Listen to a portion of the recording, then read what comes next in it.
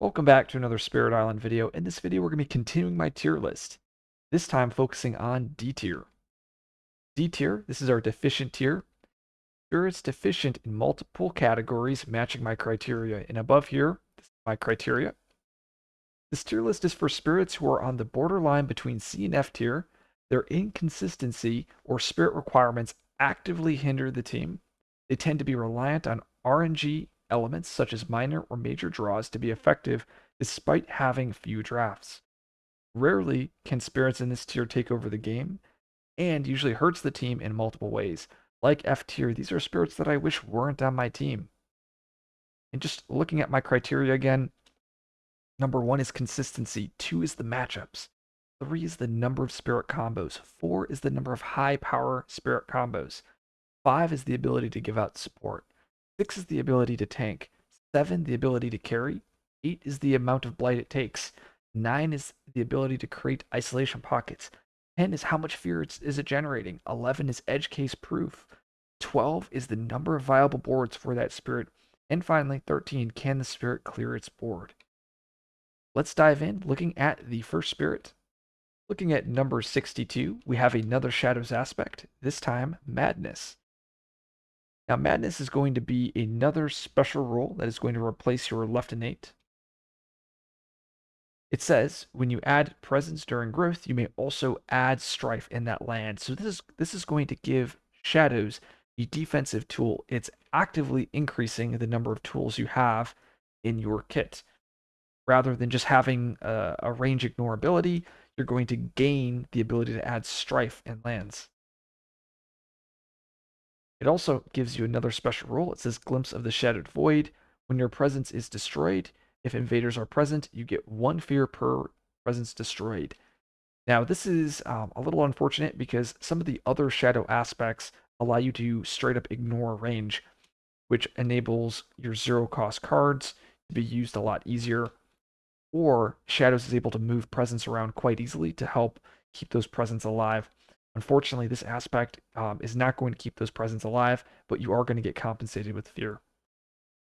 Now, I have this aspect rated higher than the other two, just because the Strife ad is so critical into matchups like Sweden, where they'll be doing 8 damage, or those cities will be doing 5 damage. You can just place that Strife down and completely negate the damage from that city. France, extra Strife, great into that Slave Rebellion. Scotland can be great against stopping those coastal blight. England stopping blight in town explorer lands. So this just gives you a lot extra tools just by placing presence, and I think it makes all of your matchups a lot easier here. And just like how I've mentioned before, these are my criteria, and increasing your ability in all of your matchups is important. It also increases the consistency. All right, let's look at the next spirit on the list. Looking at number 61, we have Shroud of Silent Mist. Now, this is a fan favorite spirit, so I'm sure a lot of players are not going to be happy with me talking bad about this spirit. But Shroud is just so bad. And let's take a look at why. And I'm going to pull my criteria over here. And moving forward in these lists, I'm going to be really talking about the criteria. I know in the F tier video, I kind of glimpsed over it a little bit for all of the spirits, but now I'll be able to directly talk about for every spirit. So looking at consistency. So Shroud isn't that consistent of a spirit, and the reason is because whenever you're generating power cards, you can't draft fire cards from your special rule here. Well, I mean, you can, you just don't gain that extra energy. And the spirit's energy economy is assuming, like the devs developed it such that you never draft fire cards, right? Because the energy is so critical. So if you have drafts that have fire cards, it's going to reduce your consistency because you're not going to be able to play your cards on the specific turns when they need to be played. Hopefully that makes sense. If that's confusing, leave a comment in the video and I'll further elaborate.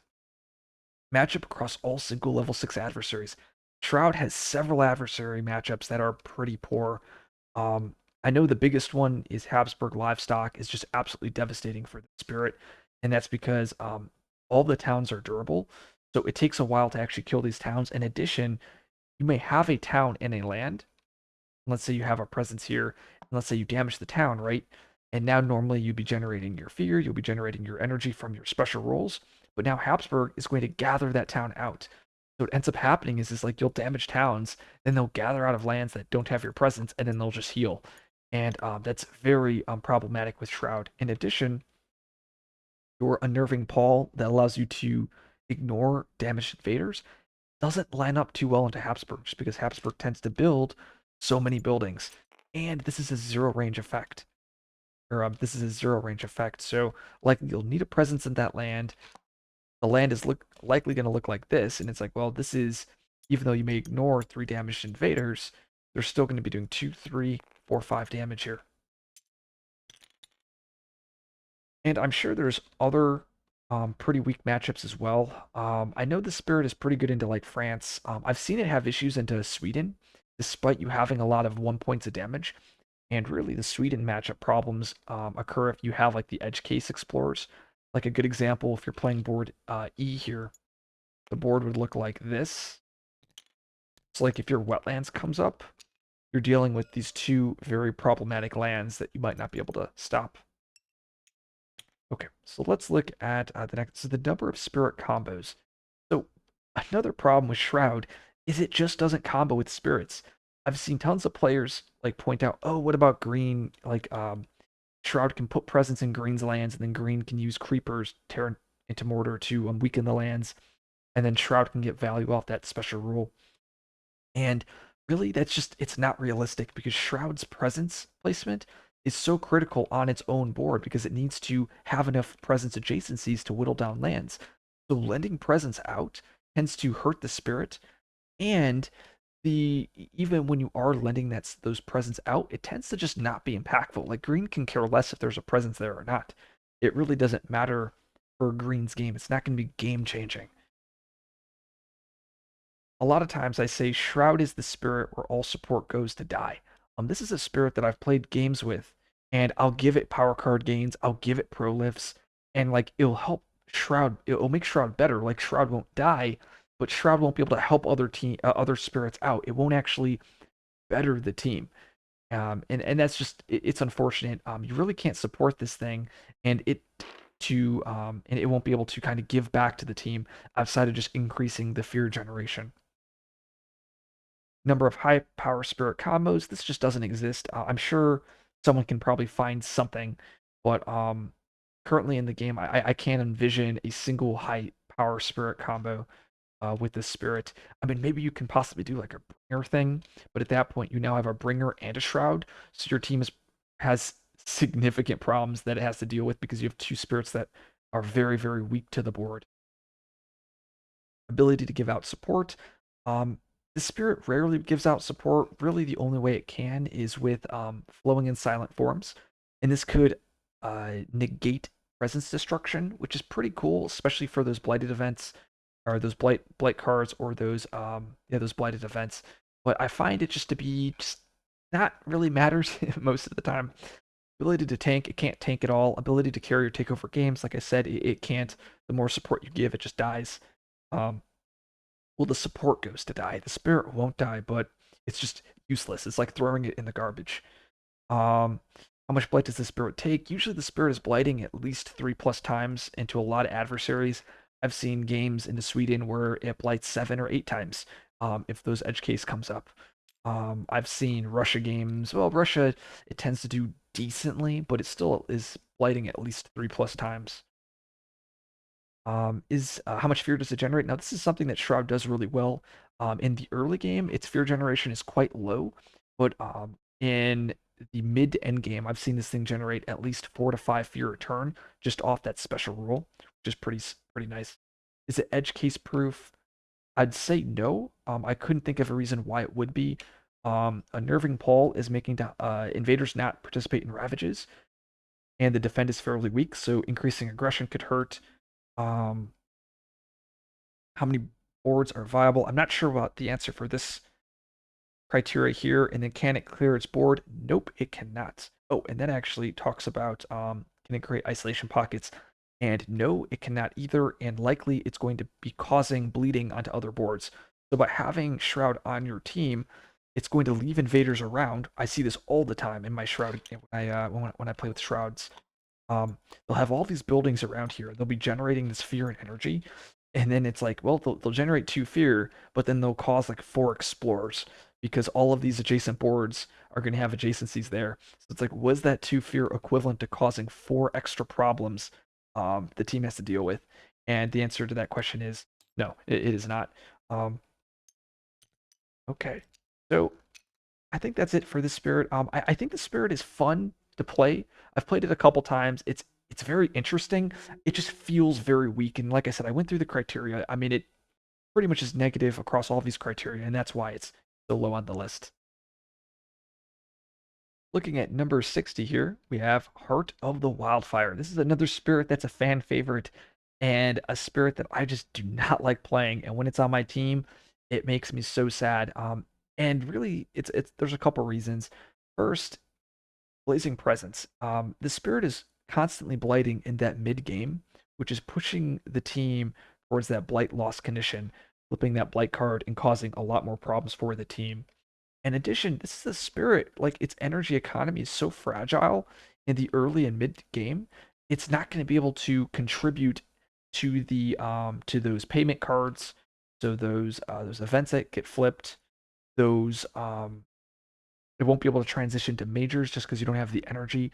And it's one of those spirits where once it starts to fall behind, it really just can't catch up. Looking at the criteria here, matchups across all single level 6 adversaries, Wildfire has several matchups where it just performs so poorly in a multiplayer setting. Um, so England 6 is absolutely terrible for Heart of the Wildfire. Um, it's a matchup that the Spirit really struggles with. You might be able to get by in solo, but in multiplayer, because of the adjacencies, you're always going to be building on your board. And what ends up happening is you'll have blighted lands, right? So you'll have like, you'll place presence down, you'll blight a land. Let's say you clear it the first time. But then what will happen is England will build from high immigration, building in that land. And then when it explores again, it'll likely be building again. And it has a blight. And because of all the extra health from England, you'll have like 4 damage that you'll need to do in this land. And if Wildfire just doesn't have enough damage to actually do that, as well as deal with other lands. So what ends up happening is this England's action economy is just so greater than Wildfire. Wildfire just can't keep up. There are other matchups that I've seen Wildfire struggle in. Another one would be Russia, where it's very similar, where Russia's action economy is just so great that Wildfire just can't keep up with the number of explorers. Number of spirit combos. Wildfire has more spirit combos than Shroud, and that's the one reason why I have Wildfire a little bit higher. Um, it's still not the best. The only way that Wildfire can support the teams with Flame's Fury, and a lot of times this card has to be taken on Wildfire. But there are combos where like Wildfire can give out Flame's Fury to green, buffing that left innate. And once again, it'll buff every tier of that left innate. I've also seen things like Wildfire in Many Minds, where Many Minds plays Boon of Bedevilment. On Wildfire here, there is Boon of Bedevilment, which allows Wildfire to push a presence and then also deal damage and cause blight in that land. It allows, it basically turns this 0 cost card into a damage card for 0 energy. So Wildfire does have some combos, and that's why I do rate it a little bit higher than Shroud. Number of high-powered spirit combos, this just doesn't really exist. I think outside of maybe green would be the only one. Ability to give out support doesn't exist. The ability to tank, this is a spirit that can't afford to have extra invaders in its lands. Your damage tiers are just so tightly together. So like if you're a couple explorers extra in a land, a lot of times you can't handle that land then. Ability to carry or take over the game. This is not a spirit that can do that. You can funnel resources into the spirit, and just like Shroud, it's not going to be able to contribute.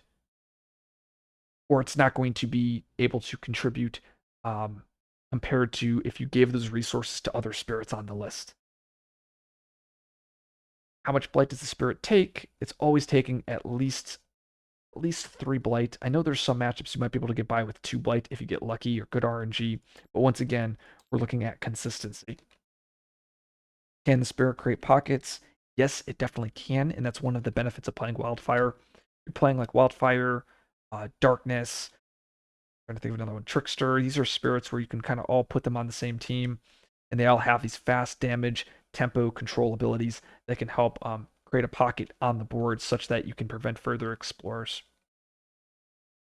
How much fear does the spirit generate? Generates a decent amount of fear. I don't consider it a fear spirit, but it at least goes fear. I'd say fear neutral to fear positive. Is the spirit edge case proof? Not really, just because you're having so many blight on the board. You're going to be flipping that blight cards. You're going to be flipping those blighted events. And because you flipped the blight card, you're going to be more susceptible to those bad blight RNG events. How many boards are viable for the spirit? I'm not sure about the answer for this question. I know a couple are. I know there's some that are actively bad, so it's probably neutral compared to a lot of spirits. And can the spirit clear its board? It's going to depend on the adversary. Most of the time, I'm going to say yes, but then there's going to be games like Scotland, Russia, England, where there's just going to be so much stuff on your board, you won't be able to do that. Looking at our next spirit, number 59, we have Shadows Flicker Like Flame. Another aspect, the Foreboding aspect. And this is another innate that is going to replace your special rule. And it says it's a fast power, 2 range. It says your other powers may ignore range when targeting that land. After an action generates fear in target land, you may push Explorer per fear or Town per 2 fear, and then it has 2 more tiers of extra fear. This used to be Shadow's strongest aspect. Now we have Darkfire, so that's even stronger than this. But this is one of Shadow's best aspects, especially when comparing it to all of the Jagged Earth aspects. And the main reason is this aspect is generating a ton of extra fear for you. And it gives you more control tools for your effects. I don't know what else to say about this aspect compared to the other aspects, as it just gives you more things to do. It has a higher action economy, just because you have a second innate, and you also have a little bit interesting combo potential because you can kind of give this innate out. Looking at number 58, we have Devouring Teeth Lurk Underfoot, and one of the biggest problems with this spirit is it's that special rule that says that your damage dealing powers do +1 damage. Now, this is going to promote a minor focused playstyle version of the spirit, but your starting uniques cost a total of 6 energy, and your energy economy is only 2 a turn, which means you're going to be choosing this G3 quite a lot. And if you're choosing your G3, that means you're not gaining power cards, which means you're not utilizing this innate or this special rule that much. So there's this push and pull between top and bottom track, but then you'll realize it takes you forever to get to 3 plays. We're looking at 1, 2, 3, 4 turns, but then you're also going to need presence from top track to get that consistent energy. So you're looking at turn 6 before you reach 3 plays, which is just too slow to actually make use of that special rule. Let's look at my criteria over here. Matchups across all single level 6 adversaries. Teeth has several bad matchups, just like the other spirits before it. England, Russia, these are adversaries that really cause Teeth a lot of problems. Outside of those, it does okay. Russia could be a little tricky if you don't get the proper explorers. Looking at the next one, the number of spirit combos. This is another thing that Teeth lacks. It does have Furious Might, which is pretty cool, giving another spirit +3 damage, but there really isn't anything you can give Teeth that will really power it up. Like outside of Gift of Proliferation from green, like what other spirit can power up Teeth? Like I wouldn't give it energy. I feel like yeah, I mentioned energy is a problem with the spirit, but I think there's going to be better spirits at the table for those energy powers. Number of high power spirit combos. This just doesn't exist for Teeth. Ability to give out support. It can with Gift of Furious Might, but any other support minor it picks up, Gift of Constancy, Gift of Power, those are effects that Teeth just doesn't want to play because you have so few card plays. And if you're not playing on Element, you're not going to be hitting this innate, and that innate is absolutely essential to keeping up with the tempo of the adversary. Ability to tank. I've seen Teeth tank quite well, and that's just because you have that Defend 9, which is essentially a Ravage skip. So it does have some strength there. Ability to carry or take over the game. This just doesn't really exist. Carrying, taking over the game. This occurs with spirits that can play majors quite easily, and that's something that Teeth can't really do. Mainly because the energy economy is fairly tight, which I mentioned, but also that special rule doesn't really benefit majors that much. How much blight does the spirit take on average? It actually does pretty well. I would say about 2 blight in most matchups. Sometimes it goes to 3. Of course, Russia, England, those are matchups that break the rules.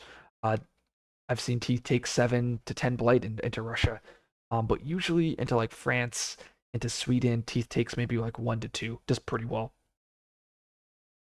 The ability to create isolation pockets, it definitely can, just because you have access to a damage and nature, as well as a gather effect and another damage effect. So you have, if you're paired up with like Trickster, like I said earlier, Trickster, Wildfire, these spirits, you can create that isolation pocket a lot easier. Is the spirit edge case proofed? I probably would lean towards no, just because you have very little to Han movement in the early game. So if that cultural assimilation comes up, you really can't take advantage of that. Or I mean, you won't be able to pair up to Han, so you usually get hit by that negative event. How many boards are viable for this spirit? Not really sure for this criteria. I haven't played enough games to know your best and worst boards. I don't really know if it has those, just because a lot of times you're just trying to do damage. So my guess would be a board that can pocket easily would be favorable for Teeth, and boards that can't would be fairly negative. Can the spirit clear its board? Sometimes. It depends on the adversary. Um, I know some of the other spirits at the higher up on the tier list can clear its board regardless of the adversary. Teeth, it's a little bit more adversary specific. The reason why I have Teeth higher than Shroud, Wildfire, Foreboding, and Madness is Teeth just has better matchups across all of the other adversaries, or all adversaries in general, compared to those other spirits. It just does, it's more consistent at taking few blight and clearing the invaders, and it's less susceptible to getting edge cased. Looking at number 57, we have Lightning Swift Strike. We have the Immense aspect. Now, Immense is going to double the number of energy you generate on your top track, and it's going to half the number of card plays you have on your bottom track. It then allows you to generate more elements whenever you play majors, or if you have leftover card plays, it lets you generate extra elements as well. Now, why is Immense down here in D tier? There's a lot of players that love the spirit, they speak highly about it. So why is it here? The main reason is point number one. Consistency is huge. Um, Immense is all about getting majors, and you only have a couple major drafts because of your G1. I believe you only have, my guess is one draft within the first 3 turns. I'm sure there's going to be some Immense player that has maybe they are more aggressive with their reclaim than I am, but you only really have that one draft, and as a result, finding the good major is going to be very difficult. Now I have seen games where Immense picks up like Unrelenting Growth on turn one, and the game just gets flipped upside down. But I've also seen games where Immense just doesn't draw a good major on turn on that first reclaim, and then they just their whole board falls to shambles. The matchup across all level 6 adversaries, Immense has some good matchups like England 6 if you draft the good major, um, but it also has a lot of bad matchups. I've seen it struggle into Russia once again. If it doesn't get the good major, it just dies. I've seen it have issues into France. That town count comes up. Once again, if you don't get the good major, you can't keep up with the tempo of the adversary. And France builds too many towns and the spirit dies. I can kind of go through all of the different adversaries. Um, but it's the matchups are very volatile, and it's really hard to see consistent success from Immense. The number of spirit combos is quite high with Immense, and that's why it's higher up in D tier relative to the other spirits.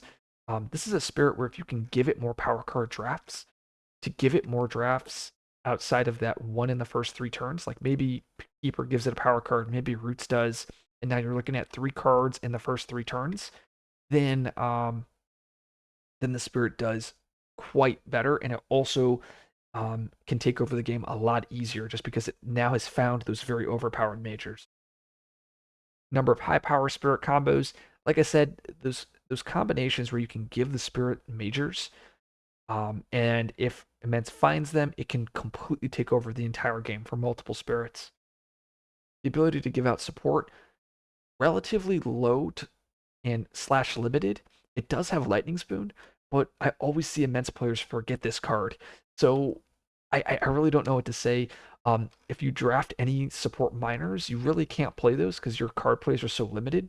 So you really can't give out support outside of the majors that you draft.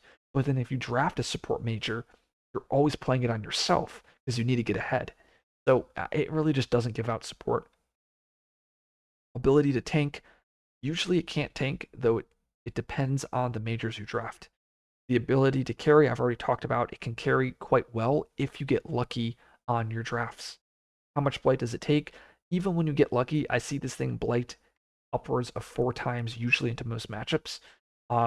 It really just depends. Isolation pockets, you're not going to be able to create one with Immense. Fear generation, overall, lightning generates quite a low amount of fear. You generate 1 fear here, 1 fear here, and you can kill towns, but it's definitely on the lower end of the spectrum. Is it edge case proof? Not really. How many boards are viable for the spirit? It can play on all boards. You start in the highest sands. Really, all you want is just 2 sacred sites and lands such that you can touch the entire board. So, like here on D7 and D4, because now you can access all of your lands for 2 sacred sites. Can the spirit clear its board? It depends. Um, as you've heard this entire time for while I've been talking about Immense, it depends on your majors. And it's very inconsistent. You don't have enough major draft.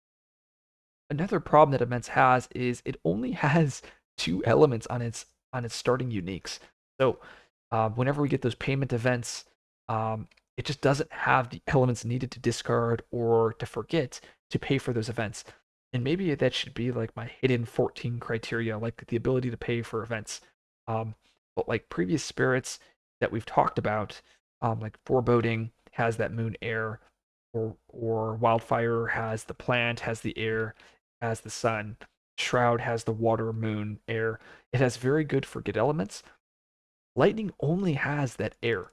Because the fire forget the fire event is just not very good to forget for, or it's very easy to pay for.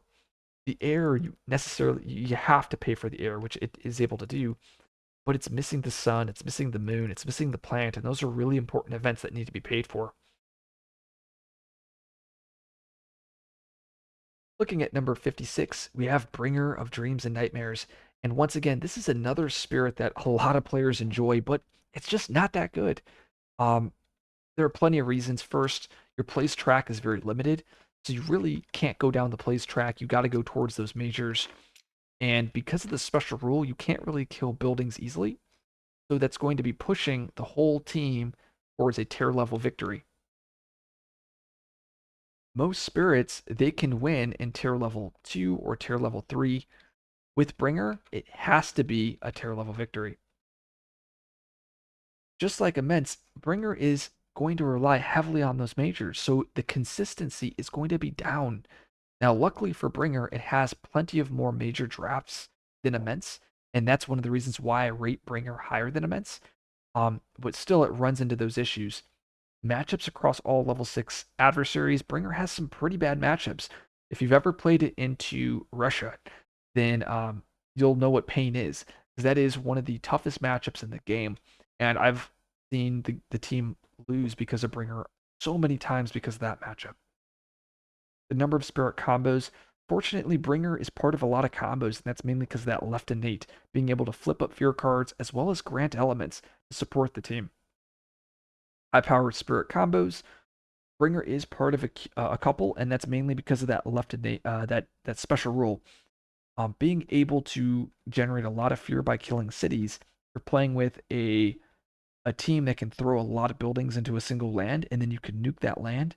You can generate loads of fear for the team. I already talked about the ability to give out support. That's from that left innate. The ability to tank. Bringer's not going to tank at all. This is a spirit that the more invaders on the board, I don't want to say better because then you can kill more things, but it's also going to make dealing with those lands a lot more challenging. Bringer is a spirit that can carry, especially if it gets the right major. I've seen Bringer generate upwards of 200 fear, depending on what's drafted. But once again, that consistency is so low. This is a spirit that is going to blight a lot. Usually it blights upwards of 4+ times. And that's because you don't have defensive tools. You have that one defend card, but you're limited on your card plays. So there's only so many things you can do with 2 card plays, right? You're playing your major, and then maybe you're playing your defend. And a lot of times the adversary is going to be affecting so many different lands. You're just going to have to let that blight through. The spirit is not a spirit that can create isolation pockets, and that's because you can't kill invaders. The invaders are going to be stuck on your board, and you're just pushing them as you damage them. So you will be bleeding over across to other boards. It does generate a lot of fear. I would say probably it has the potential to generate the most fear in the entire game, but a lot of times it's number 2 because Many Minds is just so consistent at generating absurd fear numbers. Is the spirit edge case proof? I mean, I wouldn't say it is. Um, you can dodge Cultural ASIM with the Dahan movement. You have decent Forget elements with that Moon Air, but the problem is you're going to be taking a lot of blight. So then you're going to be flipping that blight card. You're going to get hit by those blight events, and Bringer won't have a lot of presence on the board, and that can cause a lot of problems for the spirit. In addition, like back-to-back explorers I've seen for Bringer to be very, very challenging to deal with. How many boards is the spirit viable on? I'm not too sure. The best board for Bringer, very similar to Immense, where you just want a couple sacred sites that can touch all of your lands, and that's about it. Can the spirit clear its board? The answer is definitely no. It's not creating a pocket. It's not clearing its board. It's going to focus on generating all of that fear. But just like Immense, the consistency is so low. It has a lot of bad matchups. It's taking a lot of blight. This is a spirit that screams D tier. Now, luckily, it does have a ton of fear. It does have that support elements, and it can sometimes take over the game, and that's why it is the gatekeeper of D to C tier. If you like this video, like, subscribe for more content. I will see you guys in the next video.